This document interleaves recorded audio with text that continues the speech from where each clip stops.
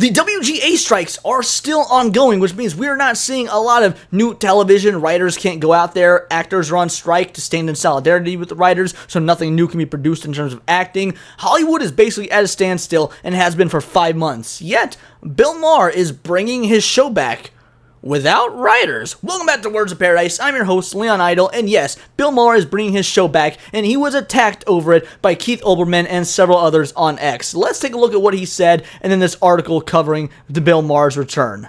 Now, first things first, we have what Bill Maher actually said. Real time is coming back. Unfortunately, sans writers are writing. It has been 5 months and it is time to bring people back to work. The writers have important issues that I can sympathize with, and I hope they are addressed to their satisfaction, but they are not the only people with issues, problems, and concerns. And this is exactly correct. So much more than just writers have to do with actually writing a TV show or creating a TV show. You've still got people behind the camera. You've still got lights. You've still got makeup. You've still got set design. You have all manner of individuals that go and make TV shows and movies besides just the writers and actors. And when there's nothing in production, when there's no things being filmed because the writers and actors are on strike, guess who ain't feeding their kids? The people that work the lights, the teamsters that do the makeup, and all these other individuals. This is so much bigger than the writers are out there fighting for a living wage while making sure that their cohorts, the people that do the small time jobs like hook up electrical cables for a set, are unabashedly unable to feed their kids because of this writer's selfishness, because it was their own fault they got in this position in the first place by being awful at their job. So yeah, there are other people with more issues, problems, and concerns, and these writers are completely selfish POSs who do not deserve what they are being offered 9 times out of 10. Despite some assistance from me, much of the staff is struggling mightily. We were all hopeful this would come to an end after Labor Day, but that day is come and gone, and there still seems to be nothing happening. I love my writers. I am one of them, but I'm not prepared to lose an entire year and see so many below the line people suffer so much. This right here is how it should be handled if you ask me. There are more people, like I was saying earlier, than just the writers and actors. Bill Maher seems to accept that and be like, you know what? It's been 5 months. It's time to get some people back to work. Say what you will about Bill Maher. Your boy, yeah, I enjoy him. I hate his politics,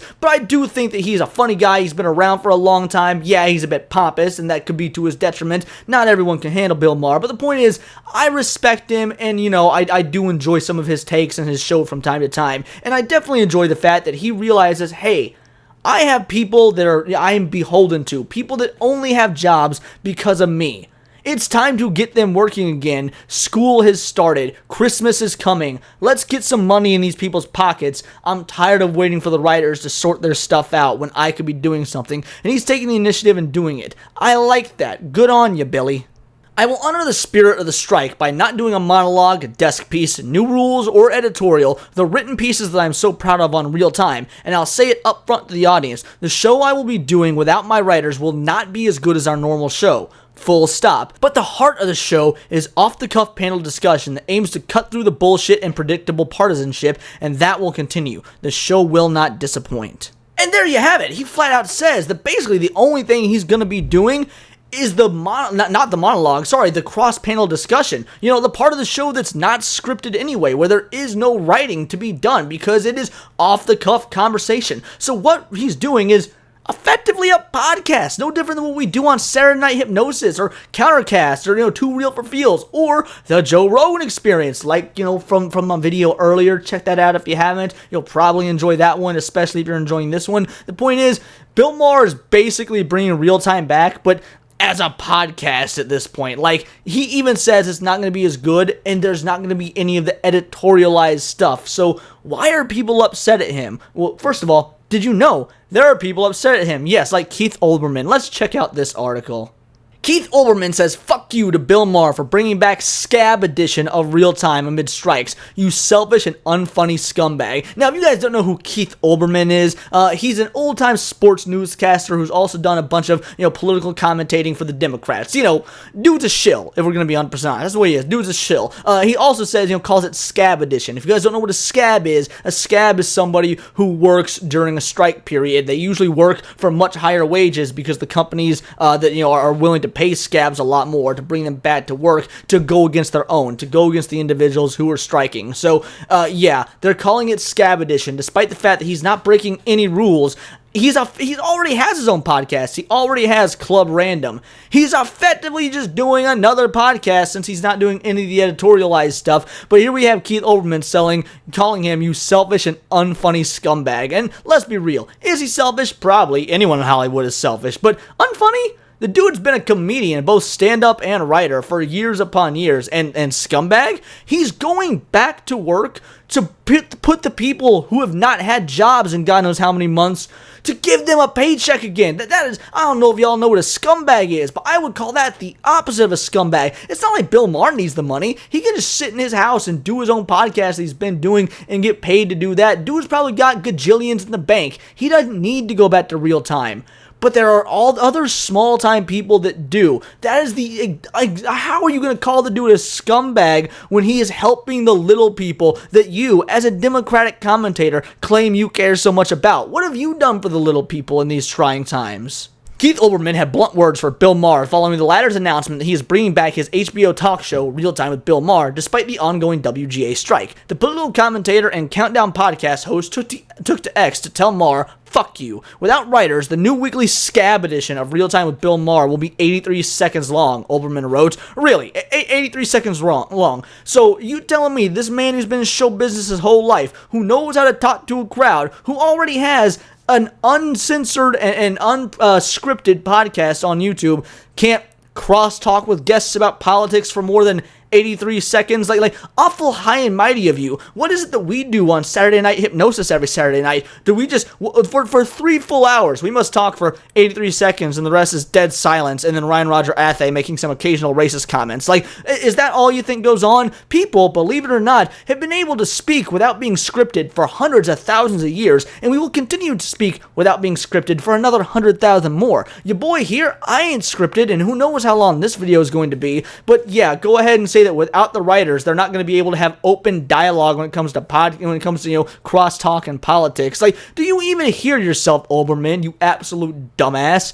As somebody who's known you since 1978, fuck you, Bill, you selfish and unfunny scumbag. If you've known him since 1978, then my God, I'm gonna be real. Bill looks better for his age than you do. Because if you've been around since 78 and you look like this, homie, you got work done. You look like Ryan Gosling's dad, like Ken Sr. from Barbie. Jesus Christ. While Maher is the first late night host to bring his show back amid the strikes, he's certainly not the first TV host. Drew Barrymore has been facing backlash since announcing that her eponymous daytime talk show is returning amid the strikes, and ABC's The View is already airing new episodes. CBS The Talk is also returning later this month. None of these shows matter. Frankly, neither does Real Time with Bill Maher. I imagine that's the one that matters the most. It is the one where you're going to get the most legitimate information, but it's still a late night talk show for being real. It's just one that, because it's on HBO, you can get away with a lot more, and you don't have to deal with the cackling hymns that are the ladies from The View. Can't wait to tell my son there won't be a Christmas this year because Bill Maher and a bunch of talk show hosts who couldn't stay away from the limelight prolonged a strike that was gaining ground and are putting countless writers, actors, and crew in financial peril indefinitely, TV writer Jennifer Gross posted after Maher's announcement. First of all, was the strike really gaining ground? You guys have been at it for 4 months, and they haven't even come back to the table in most instances. Like, no, it was not gaining ground. Most people don't care about the writer's strike. They don't. Let's be real. We got video games and YouTube. No one is missing out on new content because some of the stuff that we have been getting for the last 5 years, almost all of it, isn't good.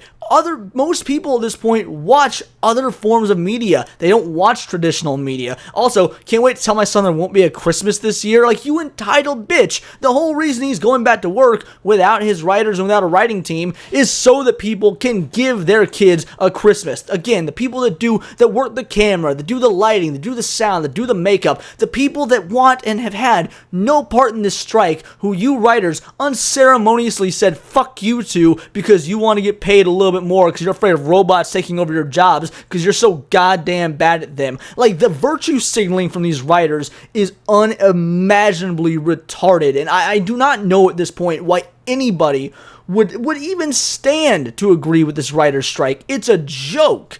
In his announcement, Maher said, okay, so I read his announcement already.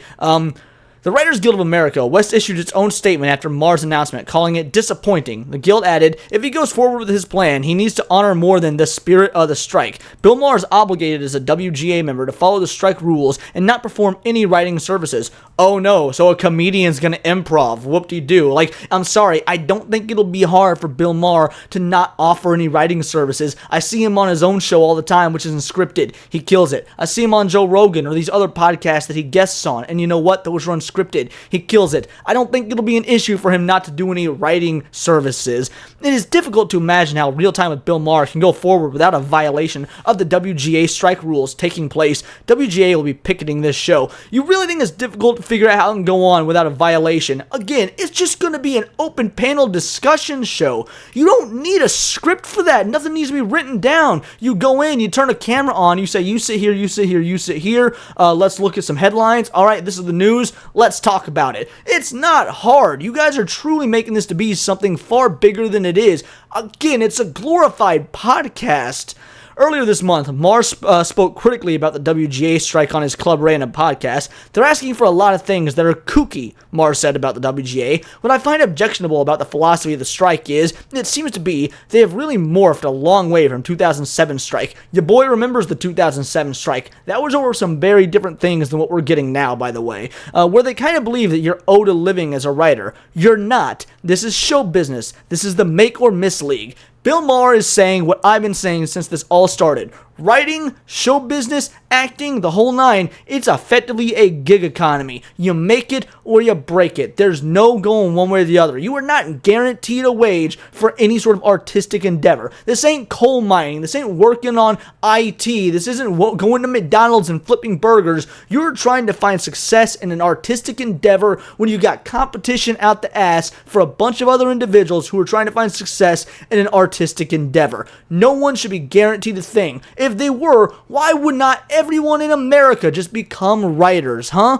Why not just have 300 million writers writing TV shows if you're guaranteed a living wage from writing? It should be a cutthroat make or miss league like Bill Maher is saying. That is show business. You writers are guaranteed nothing. He is entirely correct. Maher then claimed the streamers had already been looking for a get-out-of-jail-free card for how much they overspend, noting that Hollywood strike solved that issue for them as they brought production to a halt. Streamers have tons of stuff in stock, so they have no reason to want to settle this strike, he noted. They struck at just the wrong time. They have no leverage. Has anyone who is watching TV recently noticed a difference? No! Because there's been no difference. Once again, Billy B calling it like it is. There is no difference in what is going on right now versus when the strikes weren't going on. The only difference is that somewhat of a TV show, a streaming schedule has slowed down. We're getting slightly less content. But again, people go to YouTube, they go to Twitch, they go to Twitter, they find all these other independent avenues for their artistic endeavors, or they just watch old TV shows they liked. Like, yeah, people are on their 50th rewatch of The Office. There wasn't new shit coming out very much during COVID either. People watched, Dr. House or whatever a million times. I can't tell you how many times I've watched Naruto or Futurama. I'm sorry, going back and watching old stuff is a lot better than the new crap we've been getting. He's right. No one's noticed a difference because there isn't one. Has it affected the person down to the pipeline? I don't think so. I haven't noticed a difference. At some point, I guess that will happen. What day is that when Netflix runs out of what they have in the warehouse? All this to say that Bill Maher is entirely correct. Like, I've been agreeing with the dude a lot lately, which is not my normal bag because, let's be honest, he's pretty far on the left, and your boy's a pretty down-the-middle type of individual, but he has been seemingly moving closer to the center. Really, I don't think he's moving closer to the center. He's just, the left is going even further left, and it's making him look closer to me, but frankly, I can't knock the dude. He is entirely correct, and also, just because I don't like his politics doesn't mean I also won't think that he's funny. He's been around for a long time for a reason. I mean, he's made a successful business out of being a political comedian, something that isn't easy to do, especially when you make fun of both sides instead of having a dedicated crowd you cater to. Bill Maher is the only individual I know on the left who's that entrenched with the left who's willing to also make fun of the left and call them out on their BS. Now, he does it far too late in most cases, but that's still more than what the others are doing. And I don't know, what can I say? I have some respect for the dude, and when you call a spade, he is right about this. The writer's strike is abhorrent, and it's time for him to bring his show back so that other individuals who are not such privileged individuals, such as those who got this dream gig writing, can actually afford a Christmas for their kids. But those are just my opinions. Let me know yours in the comments down below, or let me know on X, where you can find me at BoltTheWord. And please do subscribe. I am a nerdy news channel. I cover nerdy news every day. Not always about individuals like this. I mean, the writer's strike is a big deal, but I can't say that there isn't other news. Again, we got video games, we got anime, movies, Magic the Gathering, you name it. I mean, it's all here in the nerdosphere. And this has been Words of Paradise.